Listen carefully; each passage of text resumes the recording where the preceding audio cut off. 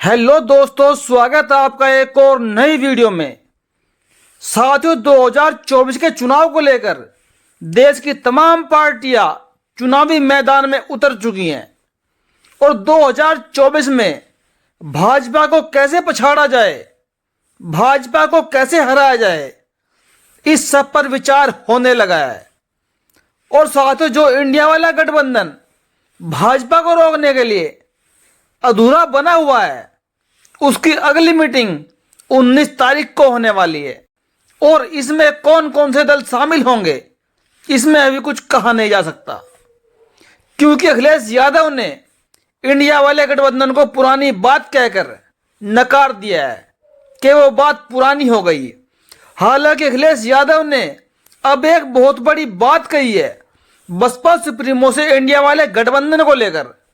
अखिलेश यादव ने साफ कर दिया है कि वो 2024 के लिए बसपा से गठबंधन करना चाहते हैं ताकि उत्तर प्रदेश की लोकसभा की 80 सीटों को अपने कब्जे में करके और भाजपा को सत्ता से हटाया जा सके।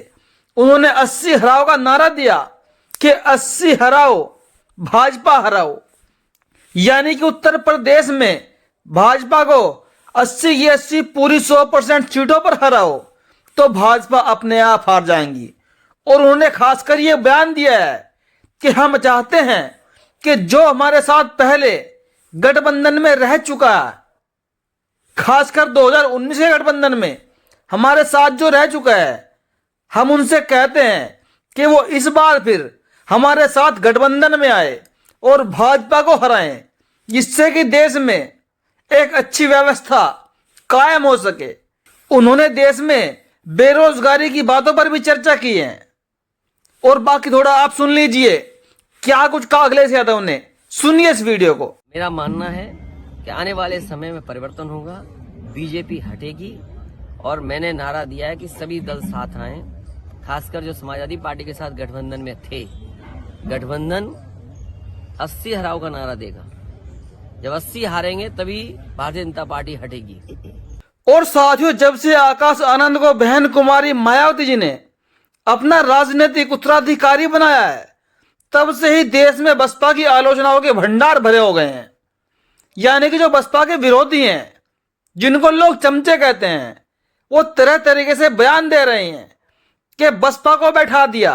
बहन जी ने कहा था कि हम अपने खून के रिश्ते वाले किसी भी व्यक्ति को पार्टी में शामिल नहीं करेंगे और नई पार्टी की कमान सौंपेंगे। लेकिन आज पार्टी की कमान बहन जी ने उसको सौंप दी, आकाश आनंद को।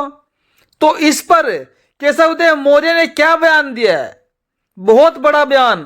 केशव देव मौर्य जो महान दल के राष्ट्रीय अध्यक्ष हैं, उनकी तरफ से बहुत बड़ा बयान आया है।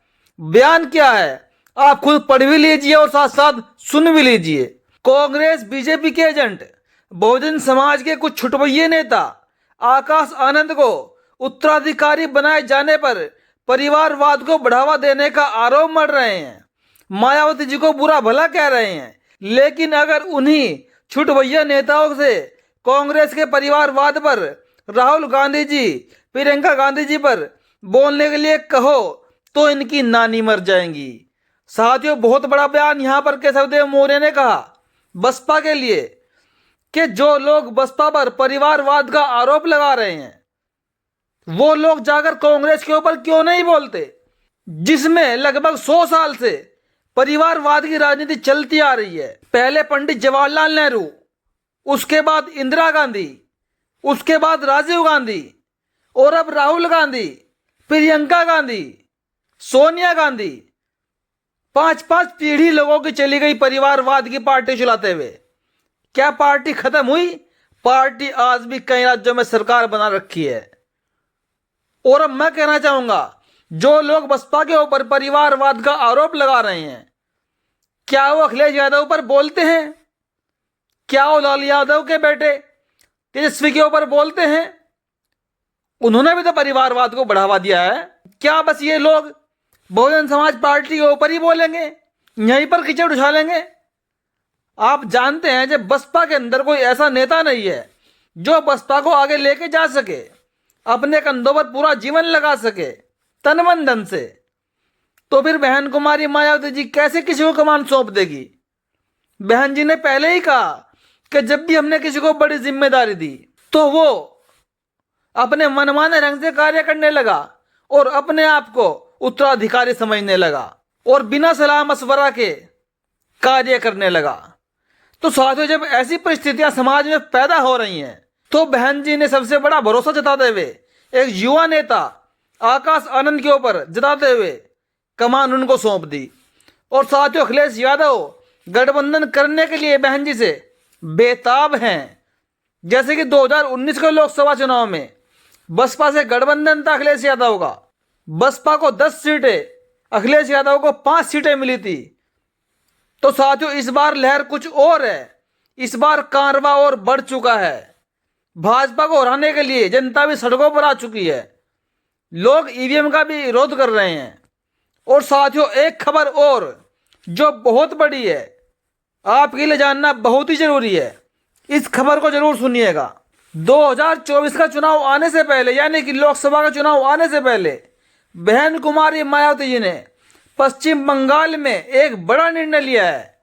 वहां के प्रदेश अध्यक्ष को हटाकर एक नया प्रदेश अध्यक्ष ज्योतिर्मय राय को बना दिया है।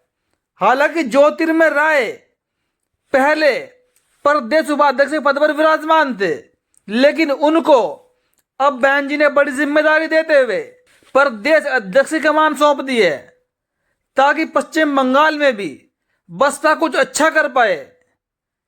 क्योंकि इस बार बहन जी का पूरा फोकस होगा कि लगभग देश के हर राज्य में बसपा की सीटें आए, बसपा का वोट परसेंटेज बढ़े।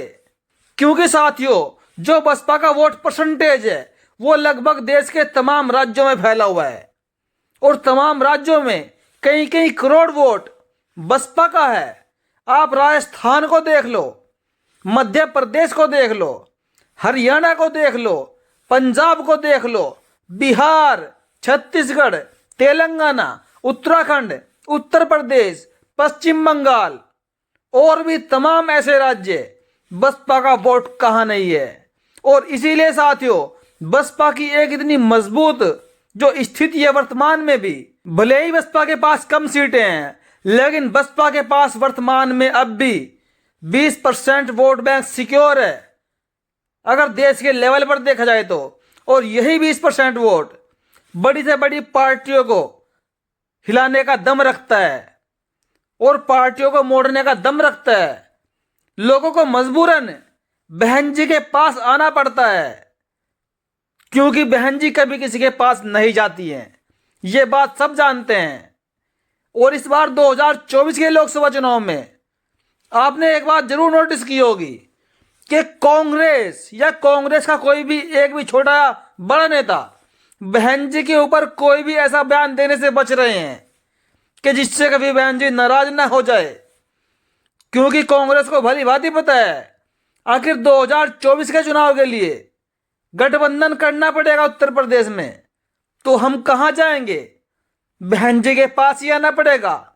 क्योंकि अखिलेश यादव को इंडिया वाला गठबंधन में जो राहुल गांधी जी हैं उन्होंने किनारे करने की सोच रखी है। और जो मुस्लिम वोट बैंक है उत्तर प्रदेश में वो बसपा के सहारे, और फिर कांग्रेस प्लस पॉइंट हो जाएगा तो वो 100 के 100% इंडिया वाले गठबंधन को भली भांति मिल जाएगा। ये बड़े बड़े राजनीतिज्ञ जानते हैं, कांग्रेस भी जानती है, बहन जी भी जानती है। हालांकि जो भी कुछ अखिलेश के साथ हुआ मध्य प्रदेश के चुनाव में, जो कांग्रेस ने किया वो अच्छा नहीं किया। क्योंकि अगर सब मिलकर चुनाव लड़ेंगे तो देश के लिए काफी अच्छा होगा। और देश के अंदर जो सरकारें गठबंधन की होती हैं वो देश की जनता के लिए अच्छी होती हैं, वो देश हित में कार्य करती हैं, वो कभी तानाशाही नहीं करती, अपनी मनमानी नहीं करती। क्योंकि उस गठबंधन में हर वर्ग का नेता होता है, हर जाति का नेता होता है। और जब सरकारों में हर जाति के नेता होंगे, हर वर्ग के नेता होंगे, तो कोई भी ऐसा फैसला जो किसी एक विशेष वर्ग के खिलाफ हो सरकार कभी नहीं ले पाएगी। इसीलिए कहा है लोगों ने कि देश में हर बार गठबंधन की सरकार बनना जरूरी है, ताकि कोई भी पार्टी मनमानी ना कर सके, तानाशाही ना कर सके। साथियों, आपको यह खबर कैसी लगी? अपनी प्रतिक्रिया कमेंट बॉक्स में जरूर दीजिएगा। वीडियो देखने के लिए धन्यवाद। वीडियो को शेयर करें, वीडियो को लाइक करें, चैनल को सब्सक्राइब करें ताकि आने वाला वीडियो आप तक आराम से पहुंच सके। और साथियों, अगर आपको हमारी खबरें अच्छी लगती हैं तो आप हमें आर्थिक सपोर्ट भी कर सकते हैं। अगर आप वीडियो के नीचे देखोगे, अगर आप स्क्रॉल करके देखोगे तो साथियों वहां पे आपको मिलेगा एक बटन सुपर थैंक्स का। तो साथियों, सुपर थैंक्स के माध्यम से आप हमको कुछ आर्थिक सहायता भी कर सकते हैं, क्योंकि समाज की खबरें दिखाने के लिए पैसा भी जरूरी है और वर्तमान में हमारे चैनल की आर्थिक स्थिति थोड़ी कमजोर है। इसलिए आपका सपोर्ट, आपका समर्थन चाहिए हर तरीके से। धन्यवाद।